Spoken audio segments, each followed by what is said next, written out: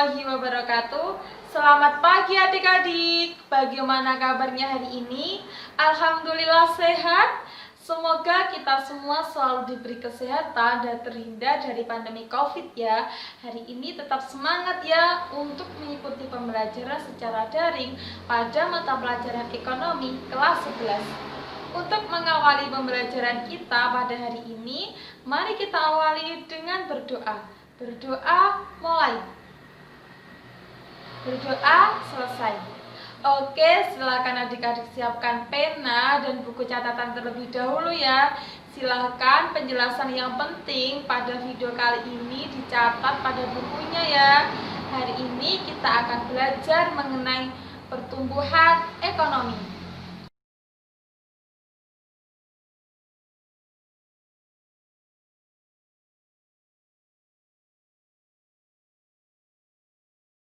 Yang akan kita bahas pada pertemuan kali ini yaitu pertama, pengertian pertumbuhan ekonomi.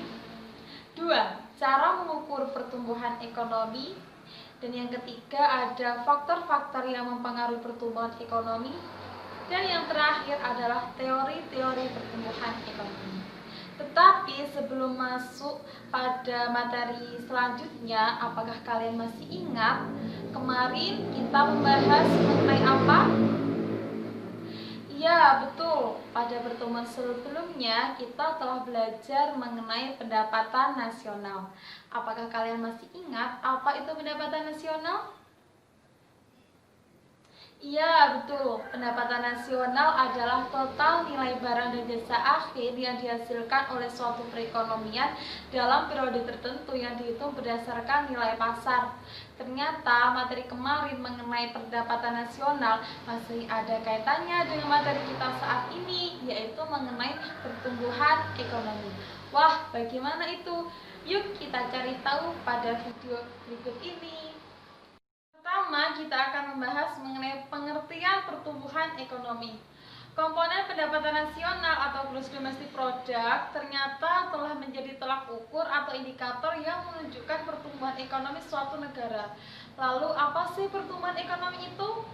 Pertumbuhan ekonomi adalah proses perubahan kondisi perekonomian suatu negara secara berkesinambungan menuju keadaan yang lebih baik selama periode tertentu. Pertumbuhan ekonomi suatu negara memang berkaitan erat dengan kesejahteraan rakyatnya, sehingga menjadi tolak ukur apakah negara tersebut berada dalam keadaan ekonomi yang lebih baik atau tidak. Secara sederhana, pertumbuhan ekonomi adalah keadaan ekonomi suatu negara selama periode tertentu yang mana lebih baik atau meningkat dari periode sebelumnya berdasarkan beberapa indikator. Indikator tersebut adalah kenaikan pendapatan nasional dan pengangguran, serta berkurangnya tingkat kemiskinan. Jika kondisi dari indikator-indikator tersebut menurun dibandingkan periode sebelumnya, maka yang terjadi bukanlah pertumbuhan ekonomi, tetapi kemunduran ekonomi. Kemudian pembahasan yang selanjutnya adalah cara menghitung laju pertumbuhan ekonomi.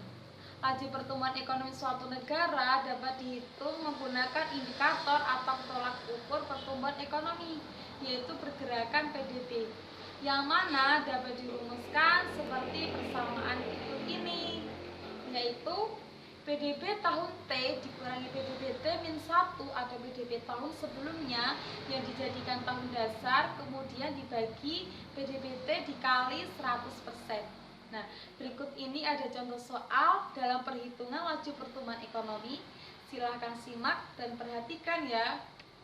Jika PDB tahun 2016 pada negara A sebesar 1.250 triliun rupiah, sedangkan PDB tahun 2017 naik menjadi 1.450 triliun rupiah, maka berapa pertumbuhan ekonomi negara A tahun 2017?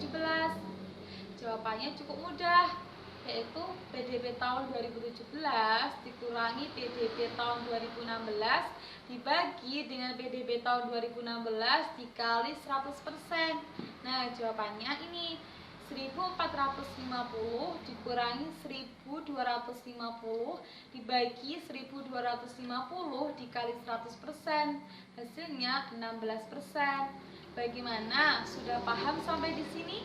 Apabila ada yang kurang paham, silahkan tuliskan pada kolom komentar ya. Lalu, apa saja faktor-faktor yang mempengaruhi pertumbuhan ekonomi?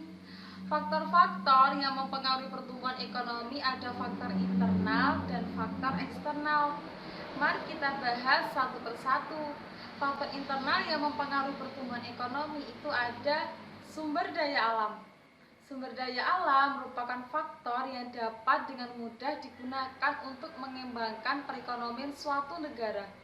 Negara dengan sumber daya alam tinggi dan memiliki nilai ekonomi tinggi akan lebih mudah mengembangkan perekonomiannya dibandingkan dengan negara yang kurang memiliki kekayaan alam. Nilai ekonomi dari kegiatan produksi pengolahan kekayaan alam dapat menjadi basis pengembangan perekonomian jangka panjang. Kemudian faktor internal yang kedua adalah sumber daya manusia. Sumber daya manusia merupakan salah satu faktor penting yang mempengaruhi laju pertumbuhan ekonomi suatu negara.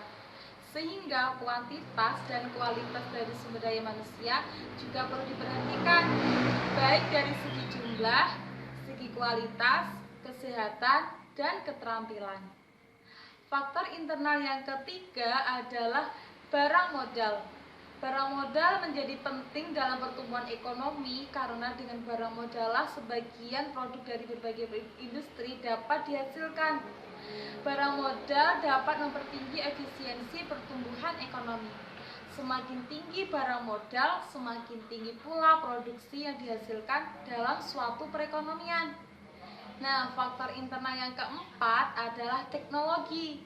Kemajuan teknologi juga memberikan peranan yang sangat penting dalam memproduksi barang atau produk secara efisien. Sejumlah negara dapat meningkatkan perekonomiannya terutama disebabkan oleh kemajuan teknologinya. Teknologi memberikan beberapa pengaruh positif yang dapat mempercepat pertumbuhan ekonomi suatu negara. Nah, faktor internal yang kelima adalah sistem sosial dan sikap masyarakat. Masyarakat yang lebih menyukai menggunakan peralatan yang tidak produktif atau tidak efisien akan sulit untuk mencapai pertumbuhan ekonomi yang lebih baik. Nah, pertumbuhan ekonomi akan lebih cepat pada masyarakat yang memiliki sikap hemat dan menabungkan uangnya untuk investasi. Kemudian, faktor eksternal adalah kondisi ekonomi global. Pada era globalisasi saat ini, kondisi ekonomi dunia juga turut mempengaruhi pertumbuhan ekonomi suatu negara. Seperti halnya yang terjadi saat ini. Pertumbuhan ekonomi telah menjadi perbincangan publik karena wabah virus corona tidak hanya merugikan sisi kesehatan saja, bahkan turut mempengaruhi perekonomian negara di seluruh dunia, tidak terkecuali Indonesia. Berdasarkan data BPS, pertumbuhan ekonomi Indonesia pada kuartal 2 tahun 2020 terjun di angka minus 5,32. Bagaimana tidak kehal itu bisa terjadi? Karena kondisi ini telah mengganggu perdagangan luar negeri dan beberapa investor pun banyak yang menarik dan melepas aset keuangan secara besar-besaran akibat kepanikan. Mari kita lanjutkan materi selanjutnya. Setelah kita belajar mengenai pengertian pertumbuhan ekonomi, kemudian faktor-faktor yang mempengaruhi pertumbuhan ekonomi, dan cara menghitung laju pertumbuhan ekonomi, pembahasan selanjutnya yaitu teori-teori dalam pertumbuhan ekonomi. Terdapat beberapa teori yang dikemukakan oleh beberapa ahli untuk mengungkapkan konsep pertumbuhan ekonomi. Secara umum, pertumbuhan ekonomi terdiri dari teori pertumbuhan ekonomi historis, kemudian teori pertumbuhan ekonomi neoklasik, dan teori pertumbuhan ekonomi klasik. Mari kita bahas satu persatu mengenai teori pertumbuhan ekonomi. Pertama, kita akan membahas teori pertumbuhan ekonomi historis. Terdapat beberapa ahli yang mengungkapkan mengenai teori pertumbuhan ekonomi historis. Di antaranya ada Werner Sombart, Friedrich Kleist, Karl Buchner, dan Rostow. Mari kita bahas satu persatu ya. Pertama, teori pertumbuhan ekonomi historis yang diungkapkan oleh Werner Sombart. Werner Sombart membagi pertumbuhan ekonomi menjadi 3 tingkatan, yaitu pertama, masa perekonomian tertutup.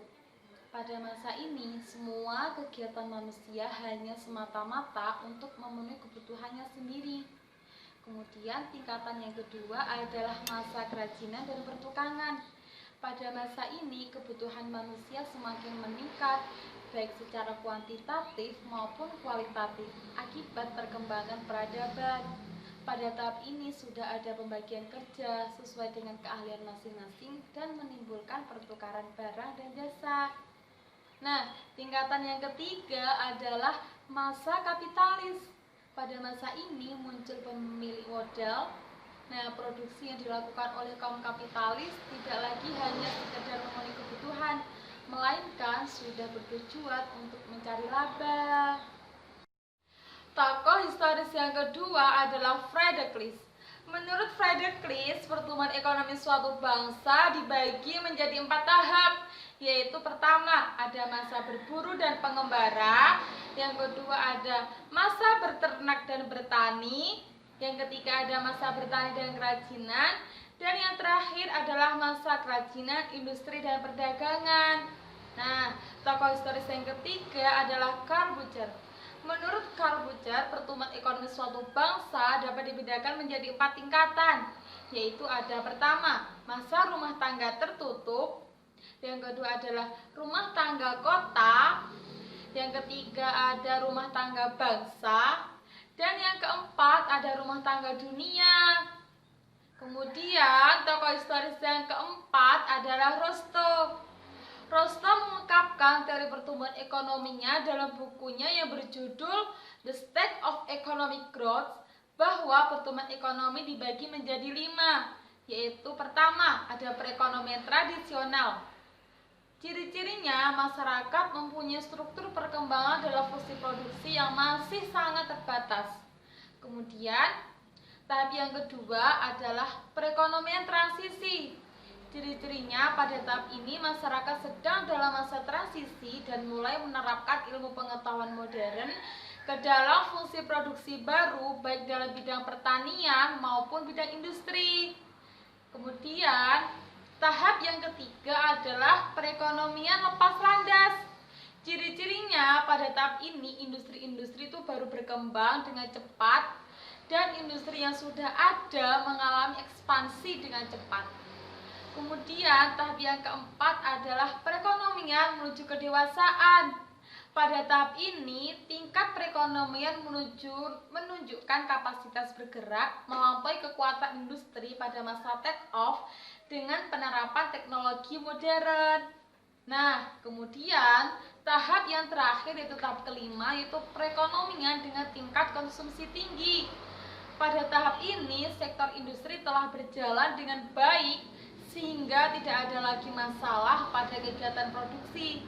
Kesempatan kerja juga penuh sehingga pendapatan nasional menjadi tinggi. Teori pertumbuhan ekonomi yang kedua adalah teori pertumbuhan ekonomi klasik. Tokoh dalam teori pertumbuhan ekonomi klasik ada Adam Smith dan David Ricardo. Pertama adalah teori pertumbuhan ekonomi Adam Smith.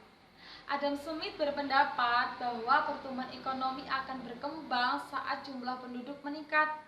Semakin banyak jumlah penduduk, tentu semakin banyak jumlah tenaga kerja, sehingga produktivitas juga semakin meningkat. Hal tersebutlah yang mendorong kemajuan teknologi hingga pertumbuhan ekonomi. Tokoh kedua dalam teori pertumbuhan ekonomi klasik adalah David Ricardo. Apabila Adam Smith berpendapat seperti atas, sedangkan David Ricardo berpendapat sebaliknya. David Ricardo berpendapat bahwa pertumbuhan penduduk yang terlalu besar bisa menyebabkan berlimpahnya tenaga kerja. Tenaga kerja yang melimpah menyebabkan upah yang diterima masing-masing menurun. Adanya upah tersebut hanya bisa membiayai tingkat hidup minimum, sehingga perekonomian menjadi stagnasi atau mengalami kemandegan. Teori pertumbuhan ekonomi yang ketiga adalah teori pertumbuhan ekonomi neoklasik. Tokoh dalam teori pertumbuhan ekonomi neoklasik adalah Robert Solow dan Harold Domar. Pertama, teori pertumbuhan ekonomi neoklasik menurut Robert Solow. Robert Solow berpendapat bahwa pertumbuhan ekonomi merupakan rangkaian kegiatan yang bersumber pada manusia, akumulasi modal, pemakaian teknologi modern, dan hasil atau output. Adapun pertumbuhan penduduk dapat berdampak positif dan negatif. Oleh karena itu, menurut Robert Solow, pertambahan penduduk harus dimanfaatkan sebagai sumber daya yang positif. Tokoh neoklasik yang kedua adalah Harold Domar. Teori ini beranggapan bahwa modal harus dipakai secara efektif karena pertumbuhan ekonomi sangat dipengaruhi oleh peranan pembentukan modal tersebut. Teori ini juga membahas tentang pendapatan nasional dan kesempatan kerja. Dari pembahasan tadi dapat disimpulkan bahwa pertumbuhan ekonomi adalah proses perubahan kondisi perekonomian suatu negara secara berkesinambungan menuju keadaan yang lebih baik selama periode tertentu. Untuk faktor yang mempengaruhi pertumbuhan ekonomi ada faktor internal dan faktor eksternal. Faktor internal ada sumber daya alam, sumber daya manusia, barang modal, teknologi, sistem sosial, dan sikap masyarakat. Sedangkan faktor eksternalnya adalah kondisi ekonomi global. Lalu cara untuk menghitung laju pertumbuhan ekonomi adalah PDBT kurangi PDBT-1 dibagi PDBT-1 dikali 100%. Dan teori pertumbuhan ekonomi secara umum ada 3 teori, yaitu teori historis oleh Werner Sombart, Friedrich List, Karl Bucher, dan Rostow. Sedangkan teori pertumbuhan ekonomi yang kedua adalah klasik yang diungkapkan oleh Adam Smith dan David Ricardo. Dan teori pertumbuhan ekonomi yang ketiga adalah neoklasik yang diungkapkan oleh Robert Solow dan Harold Domar. Alhamdulillah, untuk pembahasan kali ini bisa kita akhiri. Belajar mengenai pertumbuhan ekonomi sangatlah asik karena kita bisa mengetahui bagaimana keadaan perekonomian negara kita. Meskipun kita berada di kondisi di tengah pandemi, tapi jangan sampai pandemi ini membuat kalian malas belajar ya. Tetap semangat dalam belajar untuk menambah wawasan dan keterampilan baru, dan tetap jaga kesehatan